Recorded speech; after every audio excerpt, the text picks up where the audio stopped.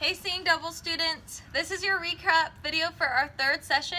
On this section we focused on the Goddess machine isolations. We worked on our isopops, which was really awesome and you guys did so great. And we also worked on threading the needle. So I'm going to break down each of these for you. So for the Goddess machine, we started with one hoop framing us and the other hoop out to the side. And if you remember, I'll do this with my back to you like we did in class, but I'm going to do it really close to you. So first we're going to isolate. My left hoop is the one framing my body. So I'm going to isolate across the top of the left hoop, flip the right hoop up. Now I'm going to flip the left hoop up, isolate across the top right. And we're going to need to complete our circle here.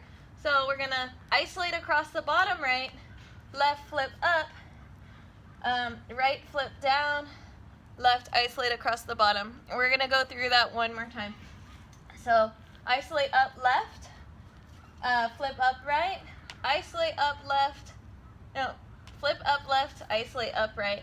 And to complete our circle here, isolate down right, flip down left, flip down right, isolate left. And then we can do them at the same time. So left isolates up, right flips up, and now left will flip up, right will isolate up. And then right isolates down, left flips down, and to complete the circle, right flips down, left isolates down. And you can actually combine this in any kind of way that you want. So if you want to create a new pattern, you could use just half of this, you can reverse it, you can try a lot of different things. So something to play with, and yeah, we can go over it in our next class if you guys want to. We'll see how it goes. The next thing that we worked on was our isopop. So with both hands at the bottom of the hoop here, we're going to have our elbows slightly bent, and an important thing to think about here is that you're going to push the hoop away from you, so the hoop is extended as far away from you as possible, and then your hand's going to roll across the top, quarter isolation back.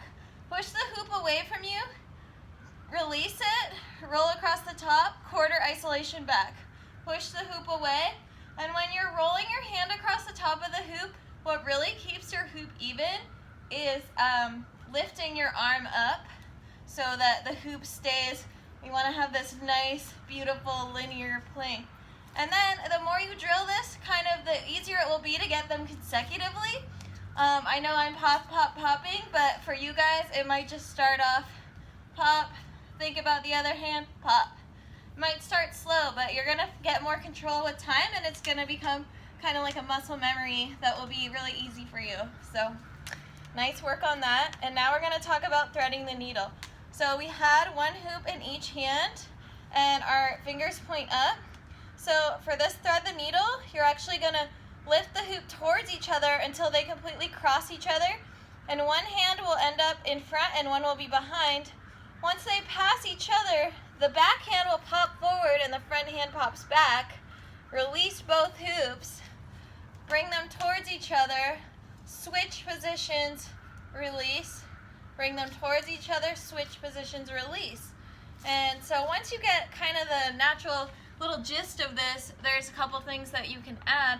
So eventually your hands will barely have to close around the hoops because the hoops will be in constant motion and your hands will just be threading past one another.